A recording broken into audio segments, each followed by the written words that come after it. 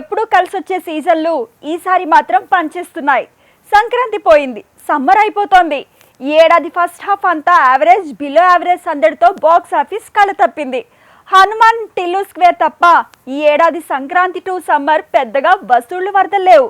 Box office లో resounds లేవు. సంక్రాంతి నుంచి సమ్మర్ వరకు టిల్లు స్క్వేర్, హనుమాన్ లాంటి హిట్లు, గామి, అంబాజీపేట మ్యారేజ్ బ్యాండ్ లాంటి యావరేజ్లు తప్ప ఈ ఏడాది బ్లాక్ బస్టర్ లేకరువయ్యాయి.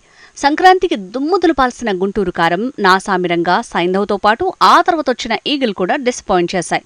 ఆఖరికి వసూళ్ల సునామీ తెచ్చే సమ్మర్ కూడా పెద్ద సినిమాలు లేక బాక్స్ ఆఫీస్ వెలవెలబోతోంది. ఇక సమ్మర్ లో పోటీ లేని టైంలో ఫ్యామిలీ స్టార్ గా వచ్చి విజయ్ దేవరకొండ సునామీ క్రియేట్ చేస్తారన్నారు. కానీ ఇది డిజాస్టర్ గా మారింది. కలిసొచ్చే వేసవి వసూళ్ల వరదలు లేక బాక్స్ ఆఫీస్ లో సైలెన్సే మిగిలింది. టాలీవుడ్ లో ఈ ఏడాది భీమా, ఓం భీమ్ బుష్ సినిమాలు ఏదో వండర్ చేస్తాయన్నారు. కానీ మొదటి షోతోనే సీన్ రివర్స్ అయింది. మొత్తంగా సమ్మర్ పూర్తవటానికి ఇంకో నెలే ఉంది. కానీ కనుచూపు మేరలో బ్లాక్ బస్టర్లు కనిపించట్లేదు. ఆ అంచనాలు లేవు.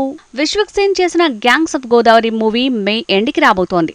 ఇది తప్పిస్తే ఇక సమ్మర్లో దుమ్ము దులిపే మాస్ మూవీ లేదు, రావట్లేదు. ఇది కూడా హిట్ అయితే తప్ప వేసవికి వసూళ్ల వరదొచ్చిందనే పరిస్థితి లేదు. సో ఈ ఏడాది సంక్రాంతి, సమ్మర్ హాలిడేస్ ని ఎవరూ సరిగా ఉపయోగించుకోవట్లేదు.